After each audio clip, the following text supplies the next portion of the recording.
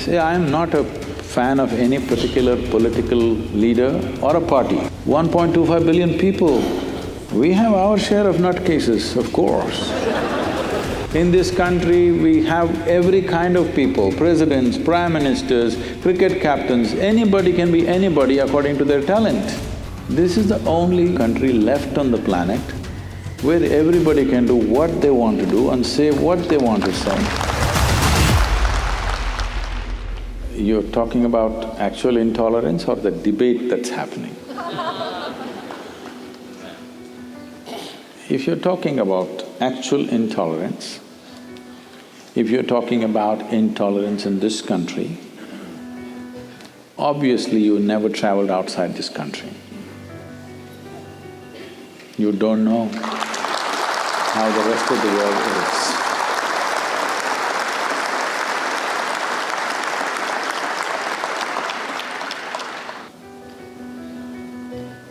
This is the only country left on the planet where everybody can do what they want to do and say what they want to say.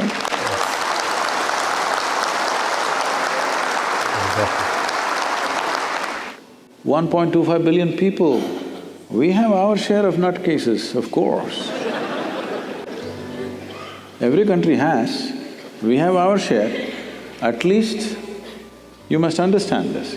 In this country, we have every kind of people, presidents, prime ministers, cricket captains, anybody can be anybody according to their talent, or their capability or their ability to be there for one reason or the other. What I'm saying is, this is all I think… See, I am not a fan of any particular political leader or a party for that matter. But all I'm saying is, 600 million people are still hungry in this country. Today, you may go home and may have a choice of what to eat. There are 600 million people who have to choose whether to eat or not to eat, okay?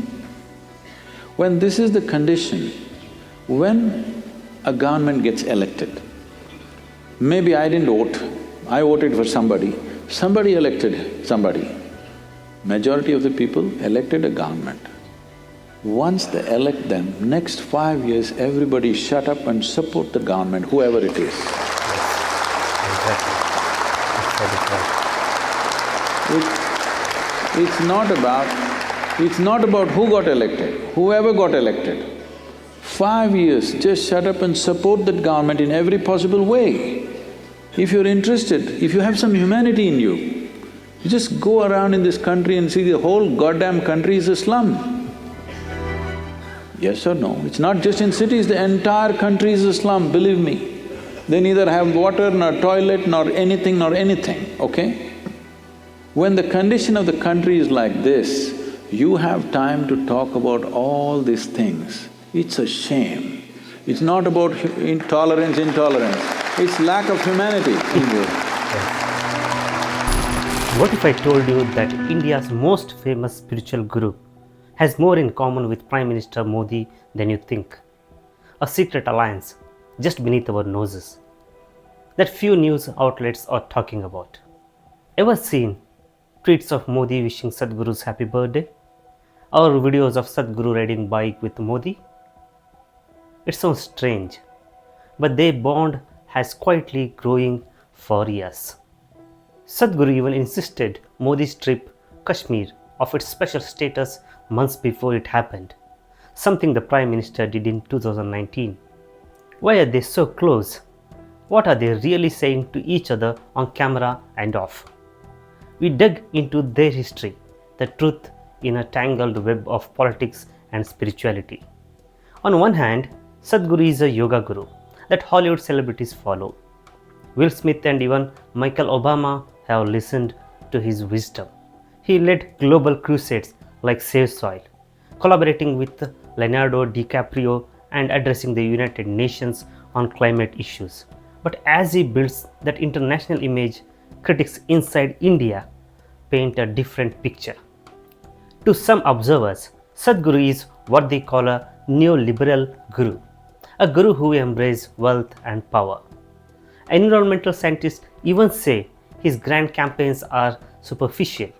They call a safe soil celebrity photo opportunity that distracts from real policy too vague on details, they say. So the Guru has a shiny global brand. But what about home in India? India's own media have noticed the hand in glove relationship. Sadhguru has openly praised Modi's work, ethics, and support the ruling BJP. He admits since they are the party in power. Remember India's Citizenship Amendment Act and the Kashmir revocation in 2019, Sadhguru publicly backed those moves. In fact, after Modi tweeted Sadhguru's video explaining the Citizenship Amendment Act, amid huge protests, Sadhguru later admitted he would have endorsed it without even reading it. They don't hide it. Modi will retweet Sadhguru videos about policy and Sadhguru will praise Modi. They share birthday wishes on social media, stand together at events, even pose for selfies. It's a strategic alliance between a guru and a prime minister, and their allies applaud them. For example, Chief Minister Yogi Adityanath, a hardline Hindu leader, publicly praised Sadhguru's Save Soil campaign. That seems cozy, but why would a spiritual leader get so involved in politics? Many say it's about power. Critics accuse Sadhguru of being the face of soft Hindutva, that is, using spirituality to nurture Hindu nationalist ideology. In one wax interview, political scientists even called him a spiritual henchman of the BJP. While Sadhguru denies favoring any party, the pattern is clear: the allies with the BJP initiatives. On the flip side, look at how Modi campaigned in 2024. As the election heated up, Modi launched a firestorm of rhetoric against minorities. His speeches warned Hindu voters that Congress, his main opponent, would snatch away women's marriage necklace, Mangal Sutra, and hand them over to Muslim infiltrators. He actually said exactly what if Congress comes to power, they will take away Hindu women's Mangal Sutra and give it to its voters. This kind of things did not sit well with many. The Indian National Congress filed a complaint accusing Modi of hate speech and violating election laws, blatantly targeting Muslims with division rhetoric. Opposition leaders say it's more extreme than anything a sitting prime minister has said before. So on one side, we have Modi wiping up Hindu versus Muslim fears, and on the other side, his spiritual buddy backing those moves. What are not they telling us about this connection? The silence in mainstream Indian media is striking. A Reuters investigation found Indian TV and newspapers rarely criticize Modi at all. They report that dissenting voices have been pushed to YouTube and social media. So-called independent YouTubers and artists become the real platform for opposition. Popular YouTuber Dhruv Rathi even accused Modi of acting like a dictator. A video now with over 27 million views online. Millions are learning about stories the TV won't show them. People like folk singer Neha Singh Rathore are writing viral songs about unemployment and minority rights, asking what is happening in our country. One young listener said he and his friends turned to these voices because we are the last hope to protect Indian democracy. Meanwhile, the polls kept rolling. Modi's BJP still commanded massive popularity. Most surveys expected him to win again by June 4, 2024. Yet the way Modi campaigned changed. He launched one of the most divisive campaigns of his career, stirring fear about jobs, religion, and culture to pull in votes. Observer says he would have shifted focus away from issues like jobs, where he would have vulnerable, and doubled down on Hindu nationalism to mobilize his base. And Sadhguru, did he stay out of it? Not at all. Sadhguru urged Indians to vote, but with a twist. In a public post for the 2024 elections, he explicitly warned people not to waste their vote on nota, none of the above. He reminded citizens that voting is their fundamental right and active participation in the making of Bharat. That message sounds innocent, but remember, he strangled with Modi's party. By discouraging Nota, he was effectively nudging people to pick up some party, likely not opposition, since those who refuse to those candidates Nota often learn anti-BJP. Some influencers even call that tweet a clever move to blunt the opposition vote. Meanwhile, message from the BJP itself learned on Sadhguru's support. BJP leaders like Amit Shah retweeted Sadhguru's statement on CAA. Modi tweeted, "Here's this lucid explanation by Sadhguru on CAA to sway skeptics." Even today, a BJP Twitter handle posts Sadhguru quotes to counter Muslim voters' fears. All of this suggests Sadhguru's brand is being woven into political messaging. This might sound like a conspiracy theory, but it's all on record. Look at the patterns: their mutual praise, the policy endorsement, the social media cross posts, even the fact when Sadhguru had surgery, Modi personally called him. At one point, Modi tweeted, spoke to Sadhguruji and wished him good health, and Sadhguru replied he was overwhelmed by Modi's concern. These are not just photo ops, they indicate real mutual respect. Yet public reaction is mixed. Some see Sadhguru as a unifying figure who transcends politics, a guru to all. Followers share viral memes calling him Bharat's guiding light and praise Modi as the nation's builder. But others see the flip side. Netizens have lit up hashtags like Modi haters and soft Hindutva, citizens this bond. One trending meme asked, "Does the nation come first or Sadhguru Modi friendship?" The trend here is clear.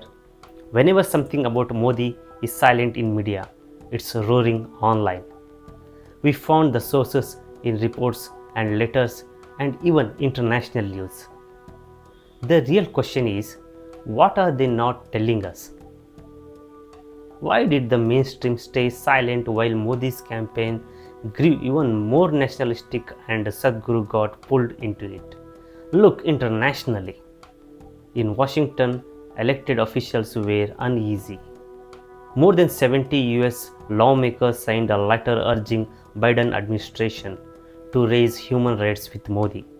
One US congressman flat out refused to attend Modi's congressional address, calling his policy shameful and accusing him of targeting minorities. A rights organization saw it too. Human Rights Watch documented that Modi's 2024 campaign frequently used hate speech against Muslims and other minorities, normalizing abuse. They noted that he repeatedly described Muslims as infiltrators with more children, fuel of fear. In India and abroad, many saw this as the highest level of incendiary rhetoric yet. What about ahead in the diaspora? A Guardian report found British Indians were surprised by the results, but many commented that BJP's loss of an outright majority was a clear rejection of Modi's divisive rhetoric. One British Indian Muslim said believes India has rejected the rhetoric of hate toward minorities. Another diaspora leader warned, what if Modi's BJP continue unchecked? It will not hurt Indians but raise concern globally. This story has two faces and of division one of them. For some, Sadhguru and Modi represent stability and pride. For others, they symbolize a dangerous blend of religion and power. What they are telling us is, don't trust the surface. We listened hours of speeches, tweets and reports. We saw how many more has been ripple online. When the media whisper, the people roar on social platforms, and hidden in those roars are clues. So what are not he wearing from our TV channels? Why is not the opposition message or Sadhguru's political alliances discussed on prime time news? Because sometimes the most explosive facts lie in the places they hope you won't look. But here's the bottom line. Democracy depends on what you do with the truth. Know what every hashtag, every speech, every tweet part of a bigger picture. If you see a pattern of praise and a power between a guru and a leader, ask why. If the media goes quiet, go find the source. I am glad we went down this rabbit hole together. Now I want to hear from you. What did you think when Modi publicly embraced Sadhguru? Are you surprised by what the polls and pundits are saying? Are they missing something big that we are not seeing on mainstream TV? If this made you think twice, smash that like, share this with friends, and subscribe for more deep dives. Drop your thoughts below, spark a conversation. The search for truth is ongoing, and it's up to all of us to stay curious. They say don't like Modi. Well, maybe it's time everyone likes the truth. Go check our sources, ask questions, and make your own call.